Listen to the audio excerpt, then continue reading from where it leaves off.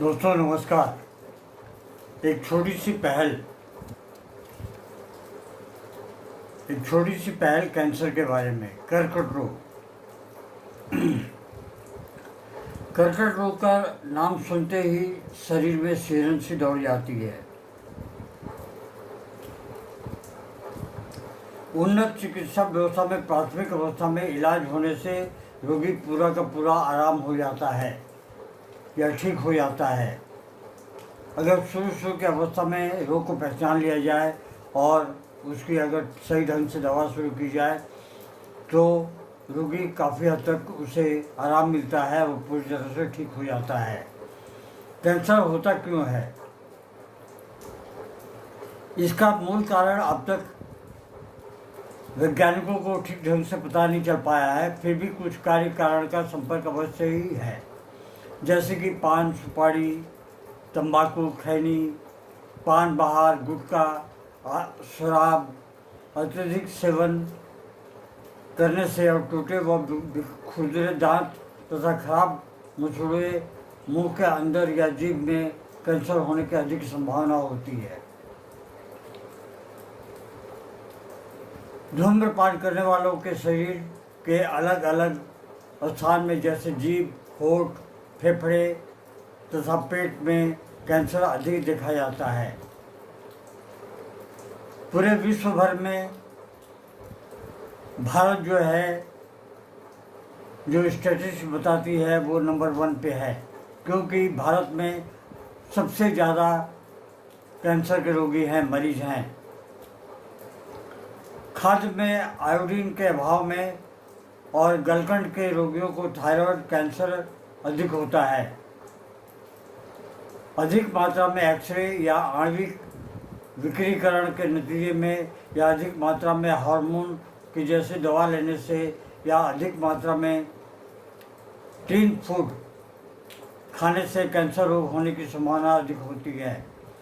Cancer रोग के प्रजनन लक्षण हैं बहुत दिनों तक पुराना घाव या चोट, बहुत दिनों तक चलते रहने वाला अस्वाभाविक रक्तस्राव, पुरानी खांसी, बहुत पुराना स्वर भंग, तिल और मत्स्य के घाव का परिवर्तन, भूख का अभाव, वजन घट जाना, मल त्याग और पेशाब के अभ्यास का अचानक परिवर्तन होना, स्तन या शरीर के किसी स्थान में गोटी दिखाई दे तो तत्काल डॉक्टर की परामर्श लेना बहुत ही जरूरी होता है। इससे डॉक्टर आपको तुरंत जांच करवा के ये पता लगा के बता सकता है कि वो आम कोई गुठली है या फिर ये कर्कट रोग है या कैंसर है।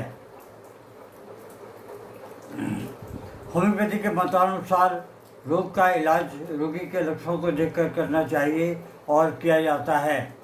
हर एक रोगी के लिए हर एक दवा अलग अलग होती है।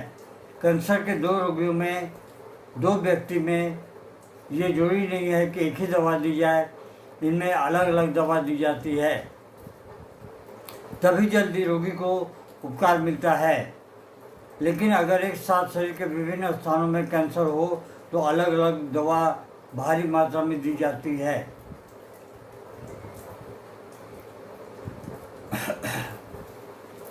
इसमें जो है और भी बहुत सारे कारण हैं।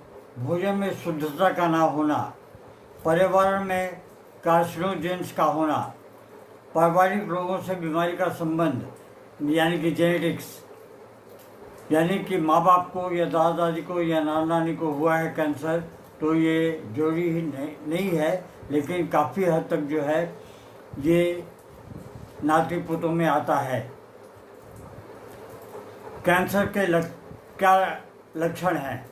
कैंसर के वैसे बहुत सारे लक्षण हैं, पर मुख्य हमने निम्न प्रस्तुत किए हैं। अचानक वजन का कम हो जाना, अत्यधिक थकान का महसूस होना, गठिया का रोग से ग्रस्त, त्वचा में बदलाव का आना, तेज दर्द का एहसास होना, एनीमिया का यानी कि एनीमिया,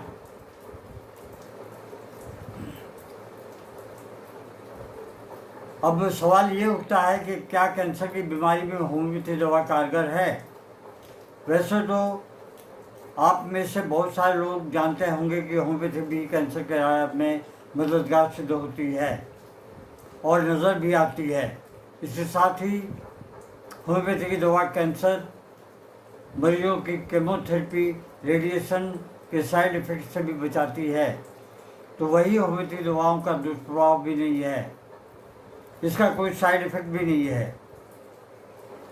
तो वही बात करें कि इस बीमारी के असर की तो निर्भर करता है मरीज का रोग अल्पकालीन या लंबे समय तक चलने वाले रोगों में 5 से 30 मिनट तक वो अल्पकालिक बीमारियों में 5 से 7 दिनों तक असर दिखाना शुरू करती है। इसमें एक बात ये ध्यान रखने वाली है कि होम्योपैथी दवाइयों के साथ कैंसर रोधी दवाइयाँ भी साथ में लेनी चाहिए।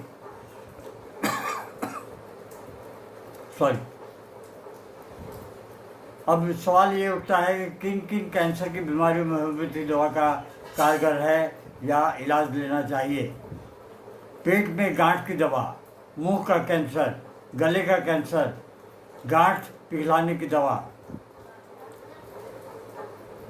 इसके अलावा औरतों में स्तन में कैंसर या उसमें बहुत कड़ा गांठ या किसी तरह की गांठ का हो जाना, इससे पिघलाने में होम्योपैथी बहुत ज़्यादा मददगार साबित होती है।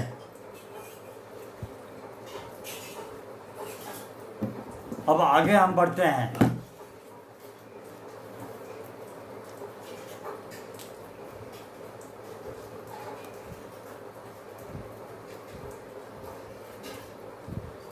होम्योपैथी मतानुसार रोगी का इलाज रोगी के लक्षणों को देखकर करना चाहिए। हर एक रोगी के लिए हर एक दवा अलग अलग होती है, जैसा कि मैंने पहले बताया है। जैसे कि अभी हम आते हैं पेट के कैंसर, आमाशय, स्टमक, अंत्र का कैंसर। इसमें यह है जो पहली दवा आती है ऑरिंथोगैलम या फिर हाइड्रोस्टिस। इसके अलावा एक दवाई और है जो कि कार्सिनोसिन। अगर ये जेनेटिकली है, वंशानुगत आ रही है, तो आप इसमें एक्सरे का भी सेवन कर सकते हैं। ऑरिंथोगैलम और हाइड्रोस्टिस दोनों को 6 की पोटेंसी में या 12 की पोटेंसी में लेके दिन में कम से कम 3 से 4 बूंद आधे कप पानी में डाल के दिन में 4 से 5 बार सेवन कर सकते हैं। इसके अलावा जो हमारी दवाई है वो जीभ के कैंसर में कैल्सिसाइनेटम को 3x की पोटेंसी में आप दिन में 4 से 5 बार ले सकते हैं। जैसा कि मैंने पहले बताया, होम्योपैथी में स्तन का कैंसर यानी कि ब्रेस्ट के कैंसर में होम्योपैथी बहुत ही कारगर सिद्ध होती है। इसमें जो दवा उपयोग में आती है वो है स्टेरियोसोर्बेंस। इसे 30 की पोटेंसी में आप दिन में 4 से 5 बार लेते रहें और उसके साथ में कार्बोनिमिलिस 200 की पोटेंसी में दिन में कम से कम 1 बार अवश्य लें, सुबह सुबह। याद रहे, जब 2 या 3 दवाइयाँ आपको रेफ़र की जाएंगी तो हर दवा का लेने का नियम 15 से 20 मिनट के अंतराल में होनी चाहिए। इसके अलावा स्तन के कैंसर में फाइड्रोलिक का औषधि 6 की पोटेंसी में बहुत ही लाभकारी होती है। इससे 2 बूंद या 4 बूंद आधे कप पानी में डाल के 4 से 5 बार लेते रहें। लीवर का कैंसर, लीवर के कैंसर में हाइड्रोस्टिस और मायरिका और कोलोस्ट्रियम ये जो है बहुत ही लाभकारी होती है। इसके अलावा मूत्राशय के कैंसर में गैलियम एपेरिने 6 पोटेंसी में कम से कम दिन में 4 से 5 बार अवश्य लें।